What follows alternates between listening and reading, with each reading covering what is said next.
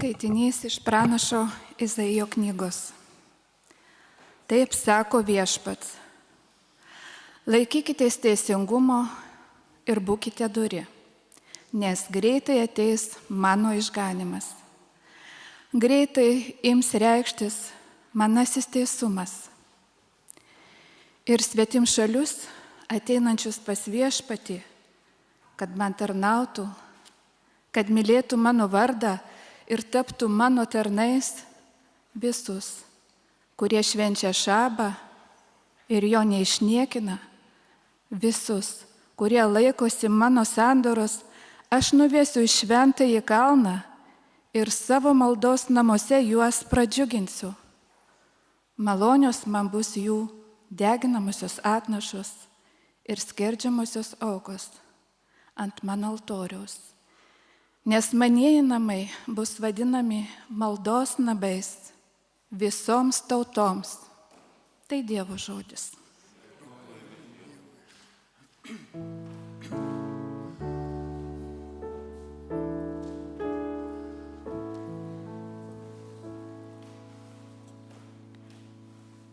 Dieve, tave tegarbina tautos, visos tautos tave tešlovina.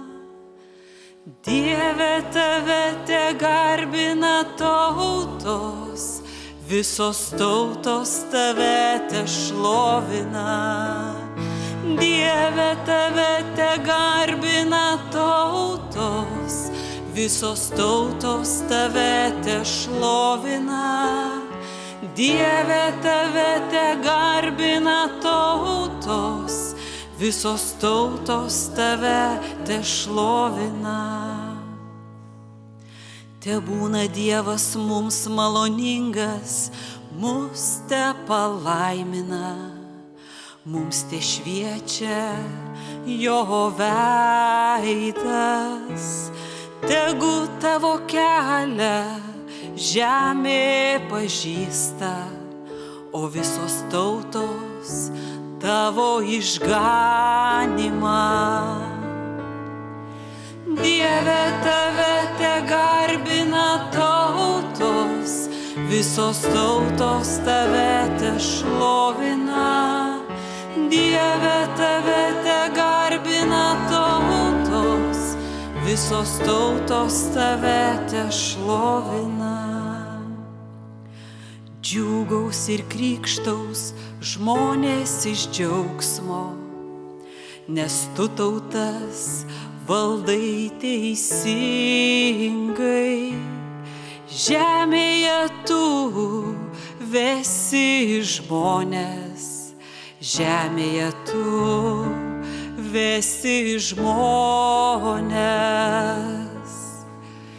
Dieve, tave tegarbina tautos, visos tautos tave tešlovina.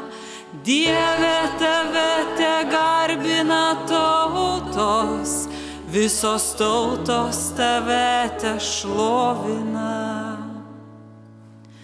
Dieve, tave tegarbina tautos, visos tautos tave tešlovina. Te laimina mus Dievas, te bijo pagarbiai jo visa žemė. Dieve, tave tegarbina tautos, visos tautos tave tešlovina. Dieve, tave tegarbina tautos, visos tautos tave tešlovina.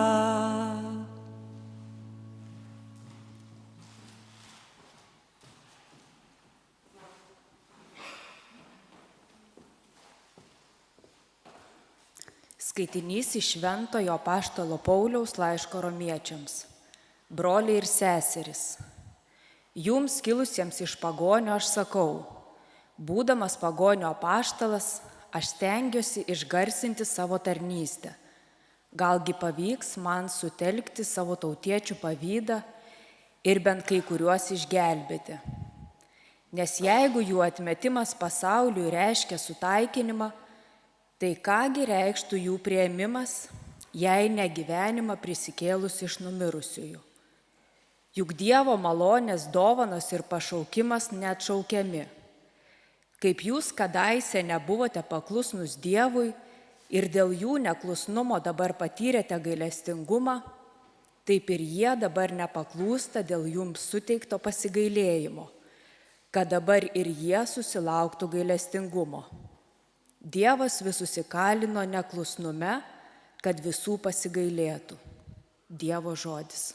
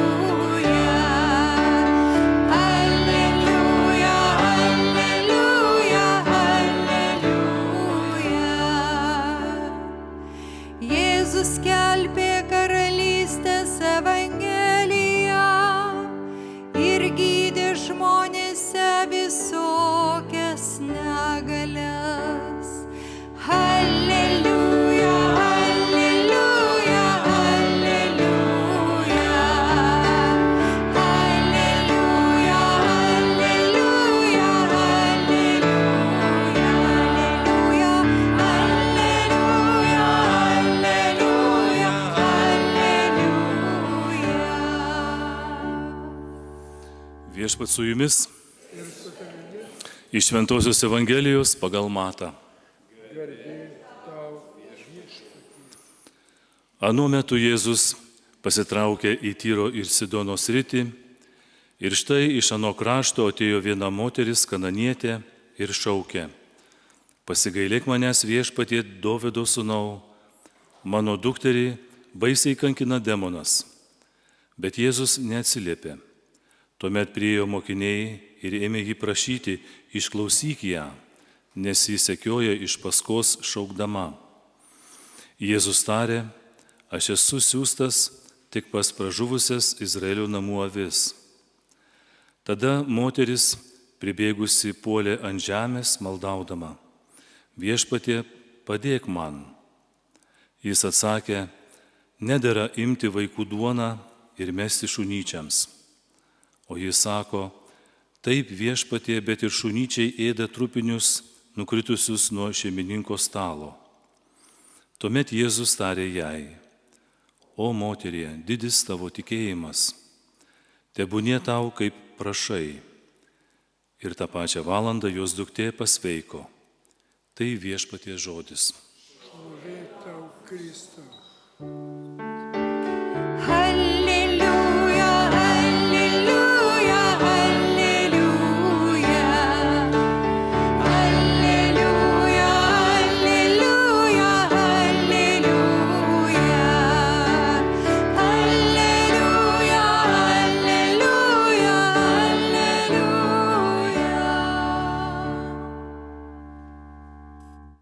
Prašom sėstis.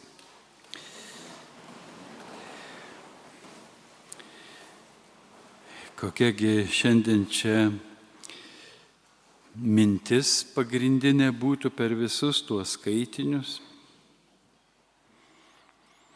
Na, tikriausiai jau psalmė diktuoja priegiesmis: Dieve, tave te garbina tautos, visos tautos tave te šlovina.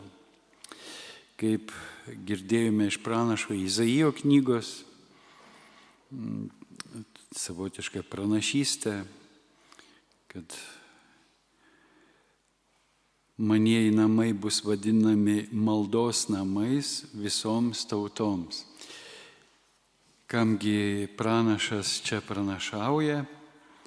Pranašauja žydams, kuriuos Viešpats pasirinko, kad būtų jo išrinktoji tauta, šventa tauta, tai reiškia kitokia tauta, išskirta iš kitų tarpo. ir su tokiu rimtu pašaukimu, kamgi išsirinko viešpats, kad būtų karališka kunigystė.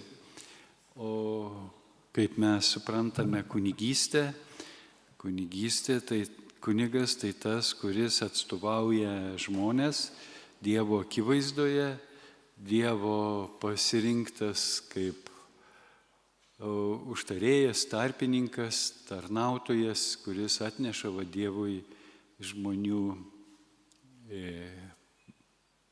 poreikius, prašymus, atgailą, aukas ir panašiai.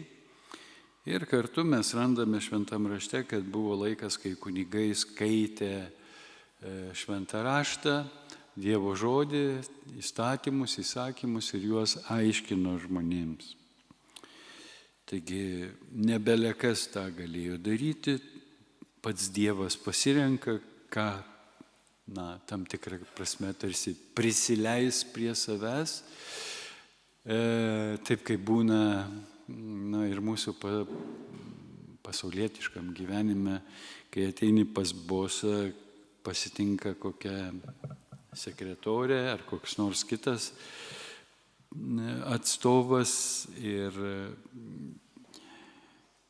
priverčia laukti eiliai, arba jeigu tu nesusitaręs paskirstau laiką, kada ateit, negali taip tiesiai įsiveržti į boso kabinetą. Galbūt tai yra paimta būtent iš to modelio, iš to Dievo pasirinkimo, bet ko gero ir pas karalių ne kiekvienas galėjo pakliūti užsimanęs ir reikėjo kažkokio užtarimo ir panašiai. Tai ir čia kažkas tokio panašaus, tik kartais būna bėda, kad tie tarpininkai, tie, kurie turi prižiūrėti tą tvarką, pasidaro godus ir pasiduoda kyšiams ir praranda teisingumą. Ir tada žmonės pyksta, nusivilia ir atsiranda neteisingi teisėjai ir panašiai. Ir taip nukenčia karaliaus reikalas, panašiai nukenčia ir Dievo reikalas, kai jo tarnai susikompromituoja, kaip dabar praeitą savaitę Lietuva sukrėtė, galima sakyti, toks bent jau tikinčiuosius sukrėtė, galbūt kažką pradžiugino, nekenčiančius bažnyčią pradžiugino tas skandalas, kunigų bylos dėl pedofilijos, dėl tos skriaudos, neteisybės, mainystės ir galbūt daugelio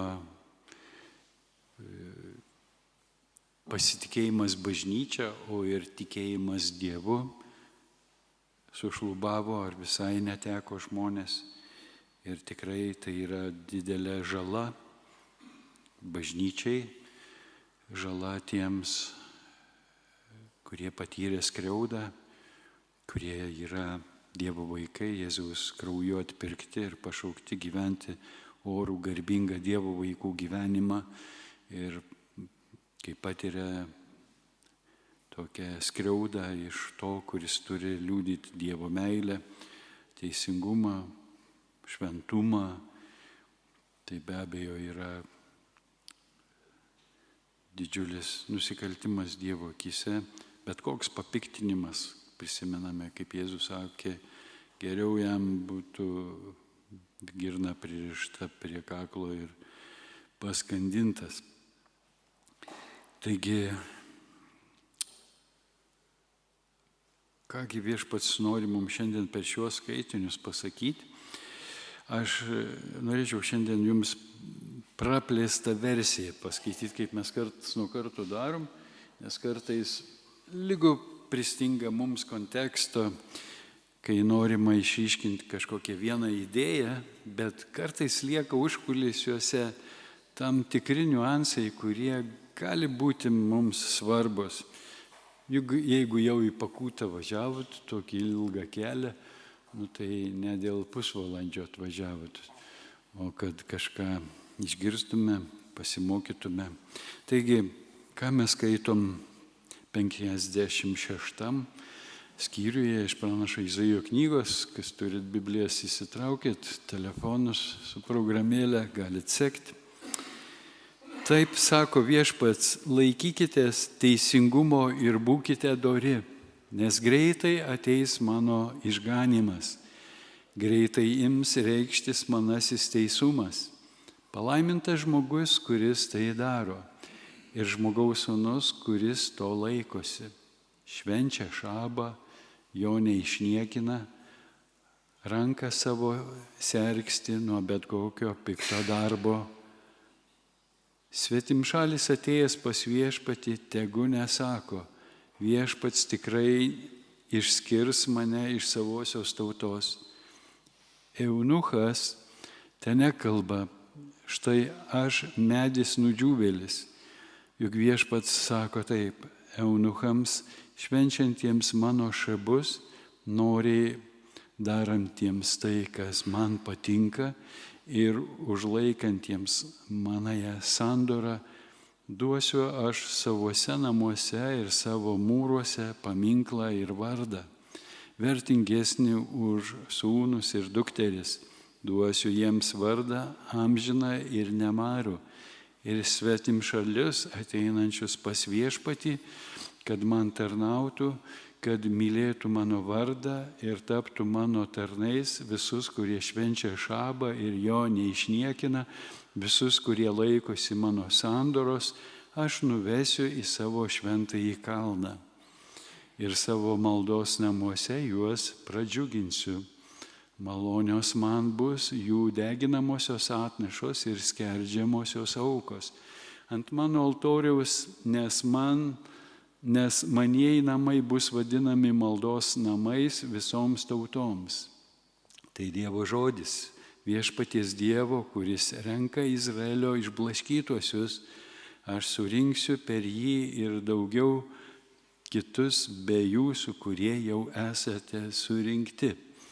Jūs visi lauko žvėris ateikite praryti, jūs visi miško žvėris mano sargai akli. Jūs visi miško žvėris, mano sargai akli, jie visi nieko nepastebi. Visi jie kurti šunys, negalintys loti, tik sapnuoja, tyso, mėgsta snausti. Rajus jie šunys, niekad jiems negana, jie yra piemenys be išmanimo. Savais keliais visi jie eina, kiekvienas jų žiūri vien savo naudos. Ateikite, sako, aš atnešiu vyno, pauškime gerdami stiprų gėrimą. Kaip yra šiandien, bus taip ir rytoj, ir net dar smagiau. Taigi Viešpats iš vienos pusės išsako mums šiandien tam tikras sąlygas, kurios priartina mus prie Dievo žodžio laikymasis ir kaip girdėjot, gal net 3 kartus ar daugiau buvo akcentuojamas šabo šventimas. Ir atvirumas, Dievo atvirumas žmonėms iš kitų tautų, ne tik žydams, bet toks įspūdis, kad žmonės iš kitų tautų, kurie pažino Izraelio Dievą ir irgi laikosi šabų. Gyvenantiems Izraelyje, išpažįstantiems Abraomo, Izaoko ir Jokūbo Dievą, reikėjo laikytis visų ir tuo metu galiojusių įstatymų, įsakymų ir ko gero papročių. Savotiškai buvo prijungti tarsi prie žydų tautos. Tie, kurie save laikė pagonimis, kurie atstovavo okupantus, jie turėjo savo gyvenimą, bet ir iš jų, kaip šventam rašte dažnai girdime, atsirasdavo, kuriuos viešpats patraukdavo prie savęs.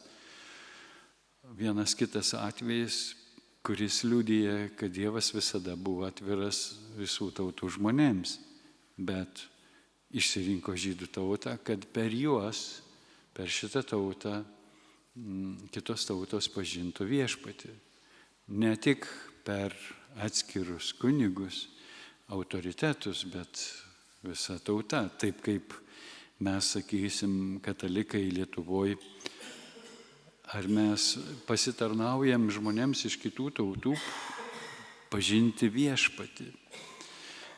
Štai mes, atrodo, esam dominuojantis Lietuvoje, bent jau taip įsivaizduojam. Ir tuo tarpu baiminamės dėl kitą minčių atvykimo į Lietuvą, kitą taučių, kurie mums jau asocijuojasi su kita religija galbūt. Ir mes bijom, kad jie dauginsis čia ir nusmelks su savo įžulumu ar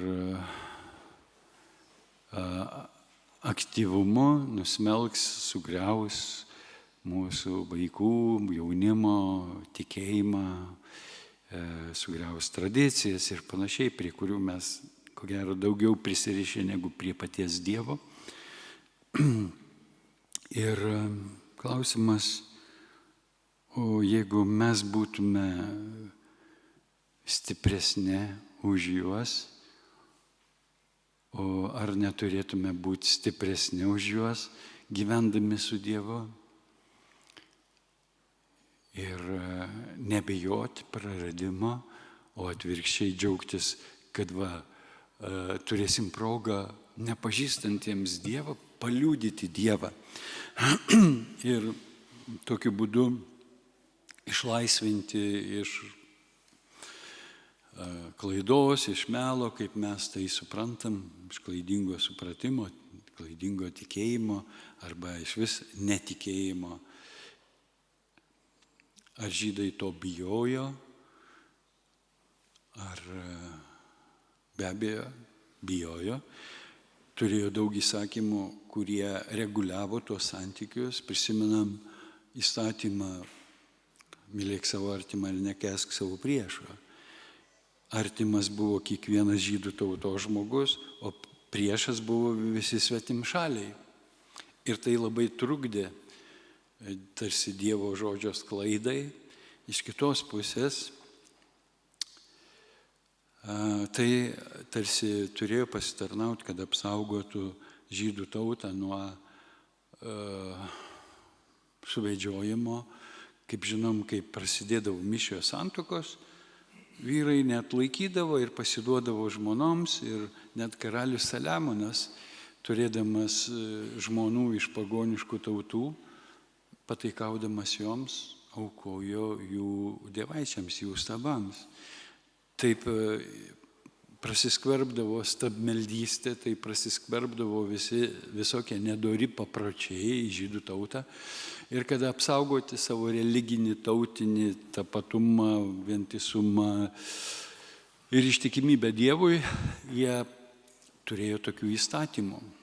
Tam tikram laike jie, ko gero, buvo būtini, kad išlikti, bet vis tiek buvo beveik kiekvienoj kartoj, sakykime, kriminalo, neištikimybės, išdavystės, nusikaltimai, nuodėmės ir pastoviai pranašai turėjo darbo, demaskuodami tas nuodėmes ir kviesdami į atgailą ir pranašaudami bėdas, nelaimės, karus, sunaikinimus. Žmonija buvo agresyvi, tautos geidė kitų tautų turto ir ypač rytuose, ko gero, ne, bet čia visam pasaulyje, ką čia mes šiaurėje turim tokį kaimyną, kuris apsižiojęs belekiek turtų, nesugeba jų tinkamai naudoti, bet vis geidžia pavydėdami, niekindami, geidžia kaimynų nuosavybės, kaip matom, Ukrainoje ir panašiai.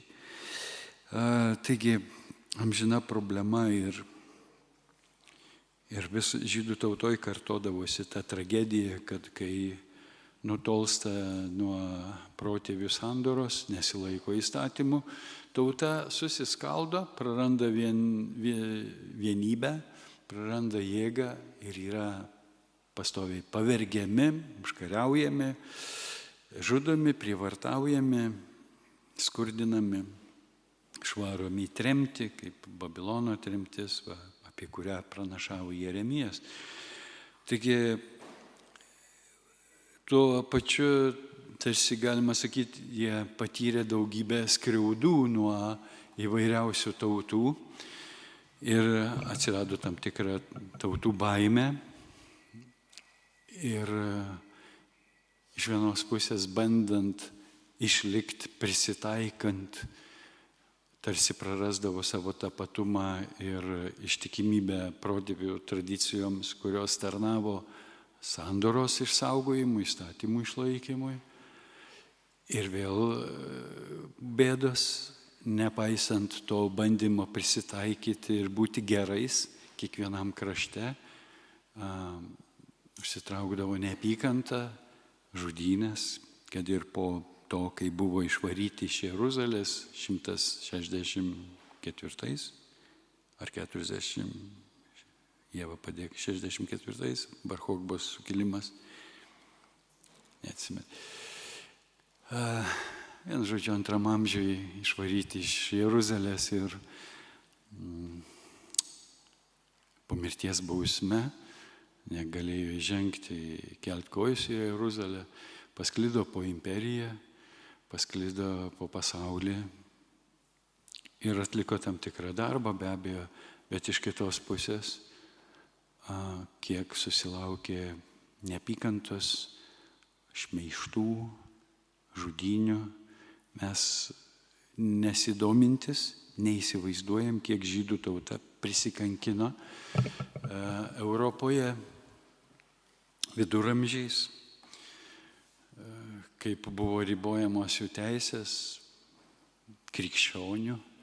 Popiežius 1555 metais įkūrė Romoje getą, atskyrė krikščionis nuo žydų, buvo įsitikinęs, kad negerai, kad jie tarpusavį bendrauja. Žydus prievarta vertė klausyti pamokslų nustatytose bažnyčiose. Baudos būdavo už neatvykimą į bažnyčią. Bandė per prievartą atversti, per prievartą krikštyti, o žydams tai buvo tarsi dvasinis genocidas. Taigi tos istorinės žaizdos suformavo tam tikrus santykius, kuriuose ir mes gyvename šiandien. Antrasis pasaulinis karas ir dabar kylantis antisemitizmo banga, arba gal teisingiau iš tikrųjų reikėtų sakyti neapykanta žydams, nes semitų savoka platesnė ir arabai yra semitai iš tikrųjų, kurie nekenčia žydų tautos. Irgi Abraomo palikuonis. Abraomo sūnus tarpusavį, kaip sakant, konfliktavo per amžius. Prisimenam Jokūbo ir Ezavo konfliktą.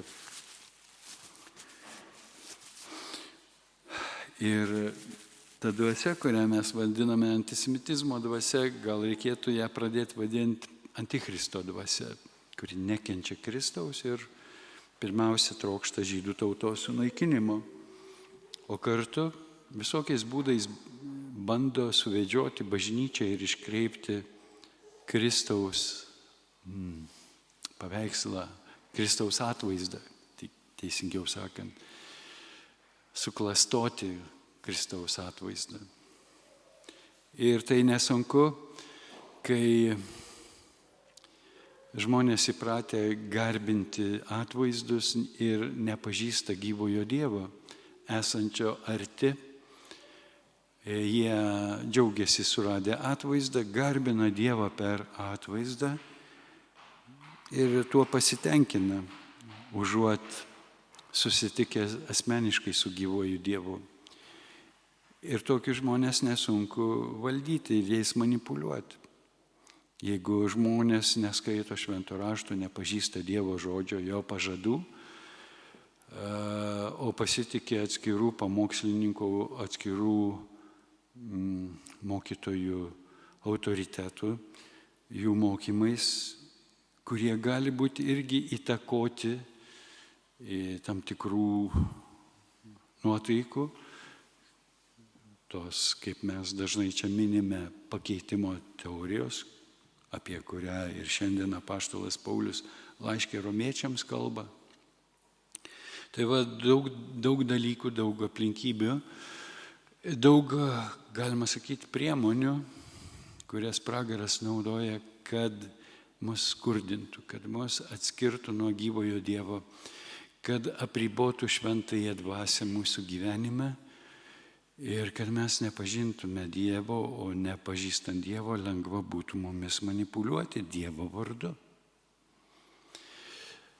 Kaip matom akivaizdų pavyzdį Rusijoje, pavyzdžiui, o taip pat ir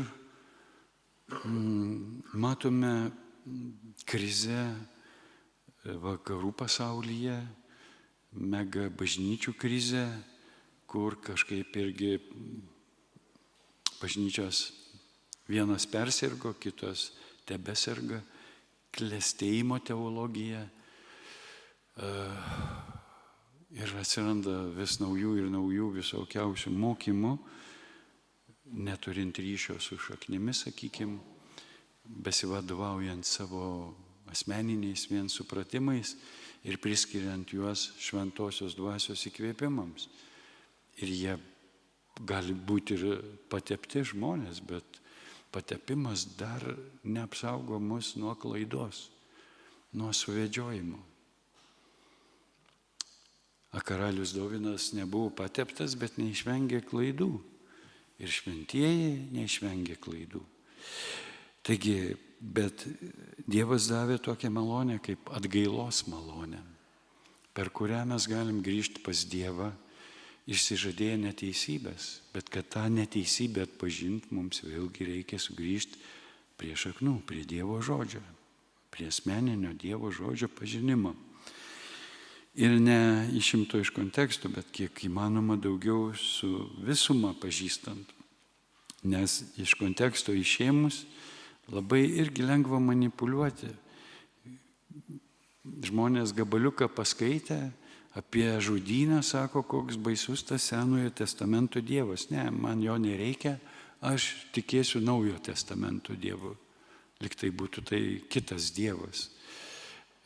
Naujojo testamento Dievas. Ne, tai yra tas pats Dievas, bet mes vadovaudamiesi savo supratimais, nepažindami konteksto, neįsivaizduojam, kas ten vyko.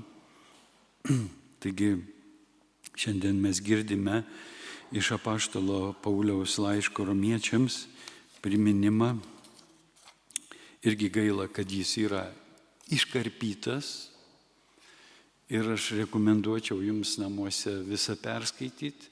Dabar čia nebenoriu jūsų ilgai kankinti. Bet gaila labai, kad taip vat kažkodėl nusprendžiama, kad kažkokia dalis šventam rašte nesvarbi. Pavyzdžiui, apie eunuchus. Nesvarbi? O ką daryti tiems žmonėms, kurie neturi vaikų, kurie neturi santuokos ir jaučiasi galbūt antrarūšiais, bet stengiasi laikytis Dievo įsakymų, bet žmonių akise jie tarsi, kaip ir pažydus buvo, jeigu neturi vaikų, tai tu čiut neprakeiktas. Dievas nėra su tavim. Dievas laimina vaikais, jeigu tu neturi vaikų, tai tu nepalaimintas. O eunuchai visokie buvo, kaip sakant, sužaloti žmonės. Ir atrodo, negalėjo artintis prie Dievo, arba kitatautis. Dievas sako, ten nesako kitatautis, kad viešpats išbrauks mane iš savo tautos, iš žydų tautos, kuris nori būti su žydų tauta ir kartu garbinti Dievą. Taigi, šiandien apaštalas mums primena, jums kilusiems iš pagonių, aš sakau, būdamas pagonio apaštalas. kodėl jis tą pabrėžia, būdamas pagonio apaštalas, nes jis žydas, iš Benjamino giminės. Galime sakyti, iš fariziejų. Uolumu pasižymėjęs, net persekiojęs Jėzaus mokinius. Bet viešpatį sutikęs, išgyvenęs gilų atsivertimą, jis visiškai pasišventė Jėzaus tarnystei. Aš stengiuosi išgarsinti savo tarnystę, galgi pavyks man sukelti savo tautiečių pavydą ir bent kuriuos išgelbėti. Nes jeigu jų atmetimas pasauliu reiškia sutaikinimą, tai kągi reikštų jų priėmimas, jei ne gyvenimą prisikėlus iš numirusių. Čia labai svarbi eilutė. Kiekvieną mūsų liečianti. Jeigu jų atmetimas pasauliu reiškia sutaikinimą, kaip suprasti?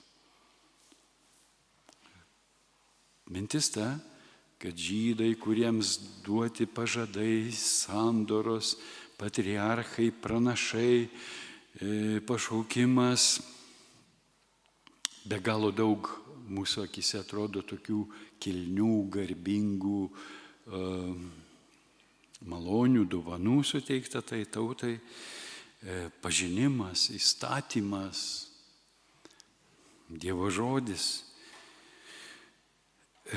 Ir jie net pažino savo Mesiją, savo pateptojo, apie kurį svajojo, kurio laukė, kurį apdainavo, kurį mylėjo belaukdami, ir net pažino ir atsisakė ir pasmerkė kaip klaidingą pranašą. Ir va tai atiteko pasauliui, pagonims, kaip sutaikinimas.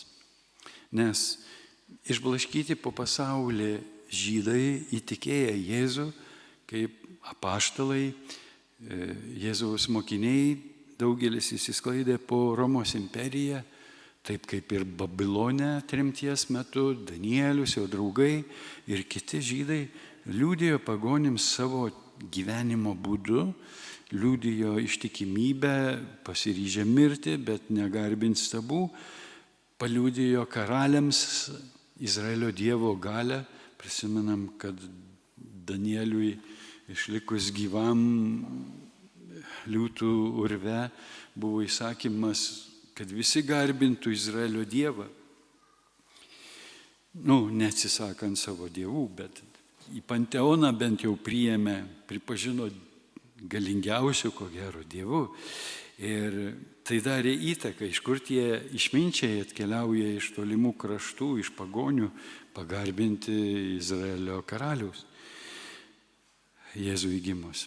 Taigi Dievas daro savo darbus, mums nežinant, įvairiausiais būdais.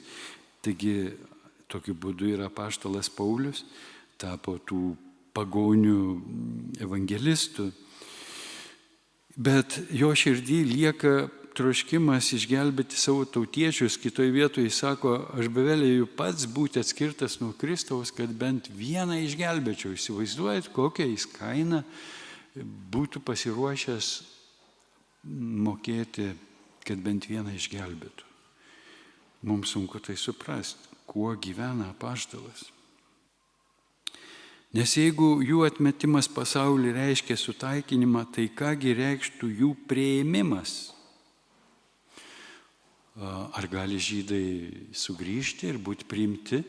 Ar Dievas gali jiems atleisti tokią baisę nuodėmę, kad jie net pažino, atsisakė ir dar kaip kai kurie įsitikinę nužudė mūsų viešpatį Jėzų Kristų? Mūsų? Ne žydų? Ne žydai savo? O kas kalė Jėzų prie kryžiaus? O kas pervėrė jo šoną?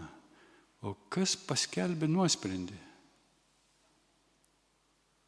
Ne romėnai, ne pagonis, tik žydai kalti už tai visą. O mes nekalti? O kiekvieną kartą darydami nuodėmę ir išduodami Kristų, ar mes jo nekalam prie kryžiaus? Ir ką reiškia Jono 23 popiežiaus maldo žodžiai? Dieve, atleisk mums, kad mes daug kartų nukryžiavome tave. Jų asmenyje, turėjau omeny žydus. Esu ne kartą visą tą maldą skaitęs jums. Taigi, turim tokių rimtų klausimų. Taigi, ką reikštų jų priėmimas, jų atsivertimas? Gyvenimą prisikėlus iš numirusių. Ops. Tai ką, mes dar nepatyrėm prisikėlimo iš numirusių. Yra likusi sąlyga, žydų visuotinis sugrįžimas, kad mes išgyventume prisikėlimą iš numirusių. Kažkokia visai dar iki šiol mums krikščionims nepatirta dvasinio gyvenimo kokybė, būsena. Mes atgimę iš dvasios, bet prisikėlimas iš numirusių, gal tai būtų kažkokia pilnatvė, kurios mes ilgimės. Kas iš jūsų išgyveno kada nors pilnatvę, bent trumpam? Bet trumpam. Tęsiasi galbūt kažkam per atsivertimą, gal metus du, o paskui vėl kažkur sunyko kažkas, apsipratom, viešpats pamasino saldainiukais ir vėl rūkas, ir vėl tenka brautis, kovoti ir panašiai, ir suklupti, ir nusidėti, ir atgailauti, ir ilgimės tos pilnatvės, tos laisvės, tos Dievo jėgos, tų Dievo pažadų išsipildymo. Žiūrėkit, pažadas jūsų grįžimas duos pilnatvę. Ir man kažkaip gimsta minty toks modelis. Čia reikėtų dar Izaiją skaityti apie kelmą, kuris yra sėkla. Kelmas, medis nupjautas, bet kelmas liko kaip sėkla ir laukia, kada viešpats jį pažadins. Alyvmedis dažnai būna Izraelyje, atrodo negyvas metų metais ir staiga vieną pavasarį, bum, sprogsta. Ir todėl jis būna prabudimo, atgimimo, prisikėlimo simbolis. Čia mes turim tokį, šalia aurio alyvmedis pas mus. Toks varganas, ne Izraelio žemė, ne Italijos žemė, niekaip neatsigauna. Bet žaliuoja, vis tiek biškeliai, gyvuoja, kaip sakant, vieną kitą lapelį išleidžia, bet norėtųsi ir uogų pamatyti, ne? Ir žydėjimą. Tai galbūt su tuo mūsų dvasiniu gyvenimu yra kažkokie suspaudimai, užspaudimai. Prisimename, kaip apaštalas Paulius pristato Kristaus kūną ir kad mes visi esam to Kristaus kūno nariai, ne? Ir sako, jeigu viena kūno dalis serga, vienas narys serga, visas kūnas kenčia. Tai pagalvokim dabar apie žydišką to Kristaus kūno dalį. Kiek šimtmečių, 15 šimtmečių iš mūsų akiračio žydiška bažnyčios dalis išnykusi, sunaikinta tarp girdų. Tarp žydų, kuriuos mes dabar galim ortodoksais pavadinti, sakykim, neįtikėjusiais Jėzų, išlikusiais prie savo, ir krikščionių iš pagoniškų tautų, kurie privartavo žydus atsisakyti žydiškumo, tradicijų, tapatybės ir savotiškai nupjovė šaką, ant kurios sėdi mane. Jeigu būsit į Jeruzalėj, Alyvų kalne, bazilikoje, kur Jėzus meldėsi, Alyvų darželį, tą vietą minint, pranciškonai nežinau, ką buvo pasamdę, bet gali būti, kad koks žydelis buvo ten. Tai jis prikūrė ten daugybę mozaikų. Ir prie kiekvienos mozaikos yra herbai tautų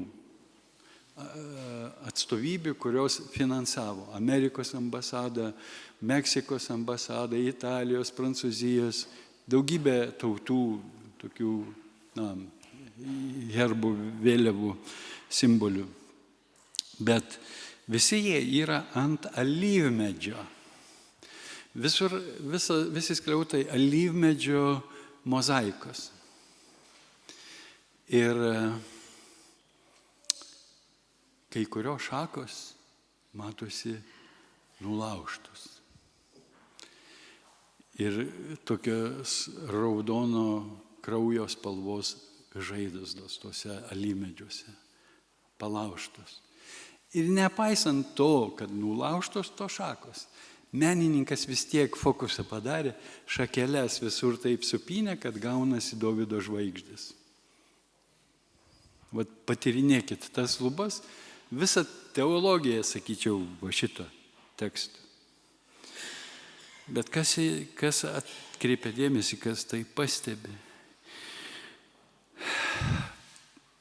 Tai jeigu pagal Paulių mes esame įskiepyti į tą kelmą, tai niekur nepabėgsim nuo žydų. Per kelmą ateina syvai, gyvybė. Ir tiek, kiek gyvas kelmas, tiek gyva bažnyčia iš tautų. Sorry. Patys kapojam, dubasinam tą kelmą, keikiam tą kelmą, bet iš to kelmo gyvybė.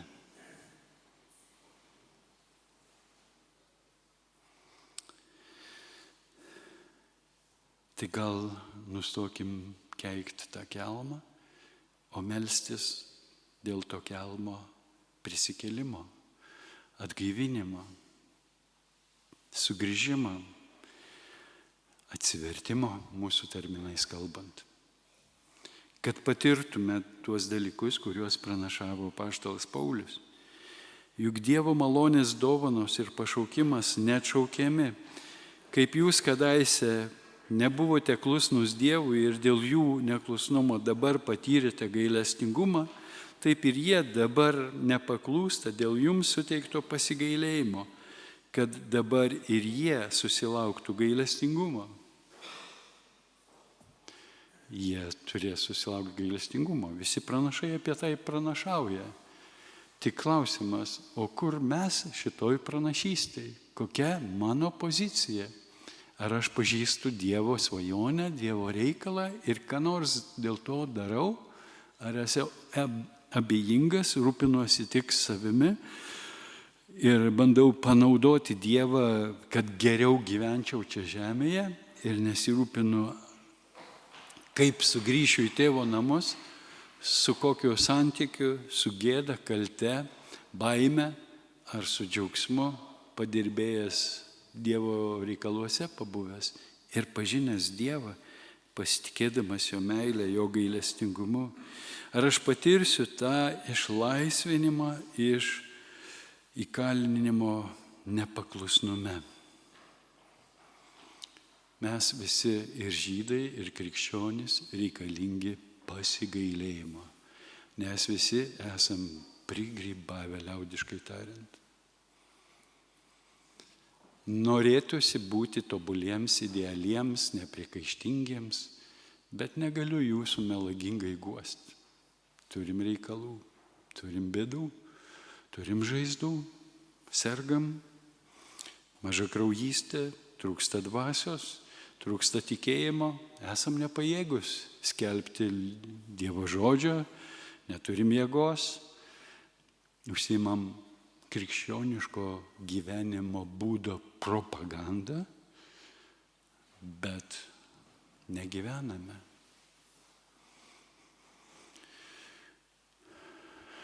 Ko reikia, kad pradėtume gyventi, sugrįžti prie Dievo žodžio ir ištikimai jo laikytis, be išimčių, be išskaičiavimų, be pasiteisinimų ir pamilti Dievą, trokšti būti su juo ir savo gyvenimo tragediją laikyti atskirimą nuo Dievo ir jo labiausiai bijoti, bet kokio atskirimo nuo Dievo.